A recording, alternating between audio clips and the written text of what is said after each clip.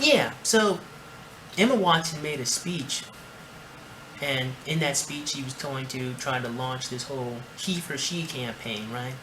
I'm going to do a video on the he for she campaign, kind of, in its own right. It'll probably only be like a 5 or 10 minute video, maybe, I don't know. We'll see when I actually do it.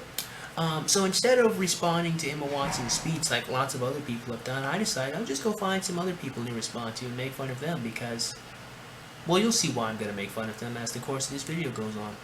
Oh, and it's a great thing too. You guys remember that girl, Marina?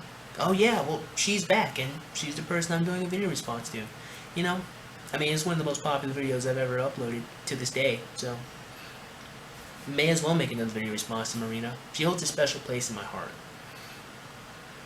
Let's go. I love it when I make a video stressing an important issue like abuse or misogyny, and I get the inevitable commenter saying, I don't care. Well, let's give it up, guys, because my prime audience YouTube user, Mr. Zorg, doesn't care. A lot of stuff has happened in the last week. Goodwill Ambassador Emma Watson gave a speech to the UN stressing the importance of gender equality and feminism. Yeah, because it's not like anyone's ever made a speech like that before. Nope, that was just so original, just filled with so much information no one has ever freaking heard about up until Emma Watson said it.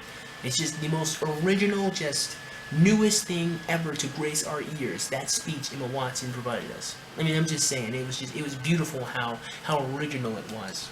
She launched a campaign called He for She, in which she urged men to join the movement and stand up against sexism and misogyny. It's not like feminists have tried to get men to already do that, right?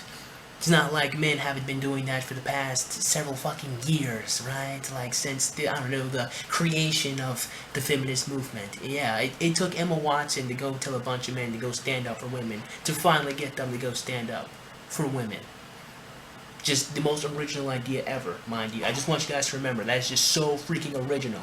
It was a really beautiful speech, and I may have cried a little bit. Okay, sarcasm aside, she just said the same shit every other feminist has ever said. Ever, all condensed into 10 minutes. A little bit. There were a lot of things that the speech did really well, and I think it's going to be important considering how much attention it got from the mainstream media. Emma Watson argued that there's no country in the world that has achieved equality. Apparently she doesn't live in America or Sweden. And there's no country that's ever attained equality. Yeah. What do you live? Do you live in Saudi Arabia?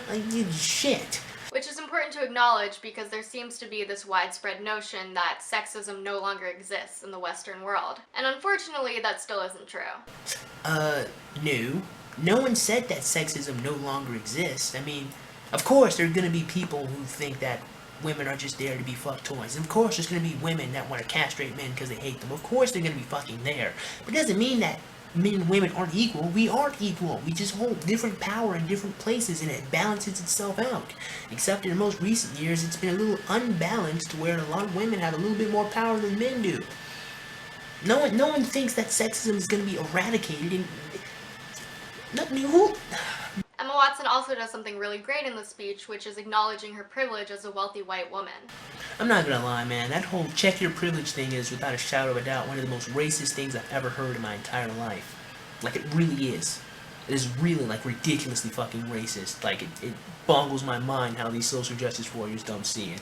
However, that doesn't mean that the speech was completely free of flaws. Some people argue that because the speech was given by a rich white woman, it's receiving more attention and recognition than if it was given by a poor woman of color. And that's what it means to be a social justice warrior. You just can't fucking win. You just can't win. You just can't freaking win. This is what happens when an unstoppable force hits an immovable object. I mean, shit. She's over here trying to spread your message, and because she wasn't the right fucking color, or because she was lack thereof a color, it doesn't matter. I mean, not that I'm defending Emma Watson. Don't get it twisted. I think it was regurgitated feminist bullshit, but I mean, shit. Like, you just can't fucking win, can you? Which I think is a valid point. Historically, feminism has been dominated by straight, rich, white women. Yeah, that's quite the understatement. If you actually take a little bit of a moment to sit back and really look at the roots of feminism, it was actually white female supremacists that were, trying to get the feminist movement going. Yeah, they were white supremacists.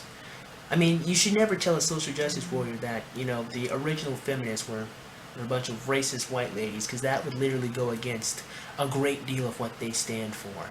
But then again, most of them are hypocrites, so it probably wouldn't. And they've basically become the face of feminism, or as many people call it, white feminism. Another criticism of the speech is that by focusing so much attention on allowing men into feminist spaces, that they may dominate and speak over other women in the conversation. See? You just can't fucking win.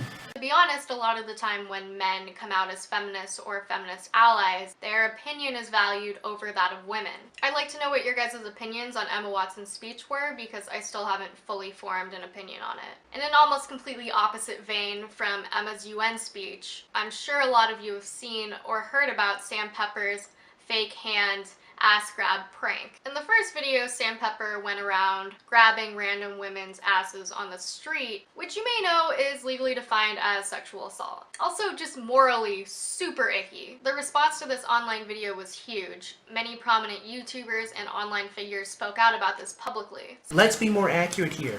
Complained about it publicly. Several days after the first video went viral and received a shit ton of attention, Sam Pepper decided to release 2 other videos. The second video was a gender reversal where a woman went around grabbing other men's asses on the street, which also is assault and not okay, and many people were very vocal about that as well. You know, one thing that kind of blows my mind just a smidge is, you know what, I'm gonna save that, because I'm gonna come back to this.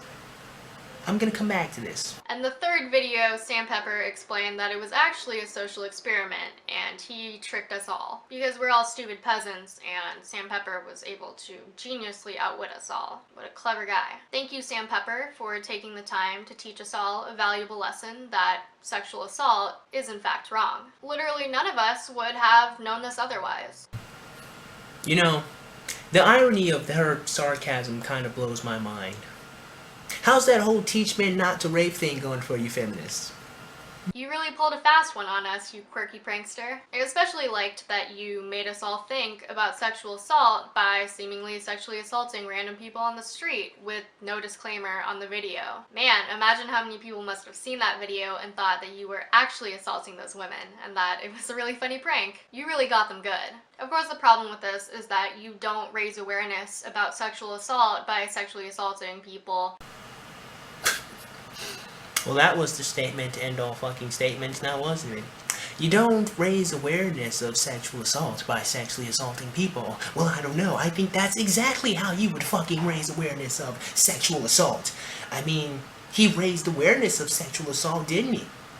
I mean, it kind of seems like with that whole moral outrage and all of you prominent YouTubers fucking complaining about that shit, he did a fucking fantastic job of spreading awareness of sexual assault if he got all of you people to talk about it. It really does seem like his ultimate fucking goal was obtained by doing what he did. Just saying. Just fucking saying. I think the thing that was the most unsettling about the video was how hard Sam Pepper was laughing and how funny he seemed to think that sexual assault was. Almost as if it was a fucking joke. Also, the first video didn't have part 1 of 3 in the title, which led everyone to believe that it was kind of just damage control. And nowhere in his third video does he ever actually apologize for anything. Yeah, I don't see why he would, considering in his third video, he straight up said that the people in his video were fucking actors. So why would he apologize for that goddamn script?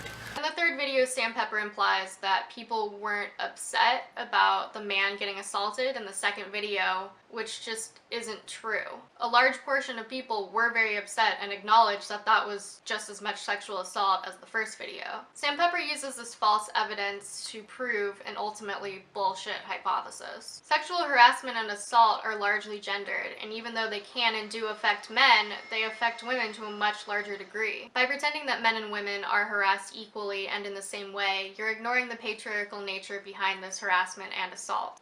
You know, ironically, that is exactly what Sam Pepper claimed that he set out to do in the third video. He said that he made the whole ass grabbing thing of women, and then he made a woman grabbing men's asses to show that people care more about a woman being sexually assaulted than they do a man being sexually assaulted.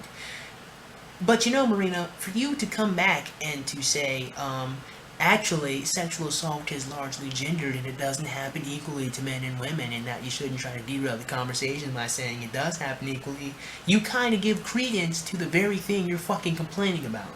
I know, that honestly is a pretty complex thing to think about, like, but yeah, that's what you just did. You literally just justified what Sam Pepper was trying to do. Feminists.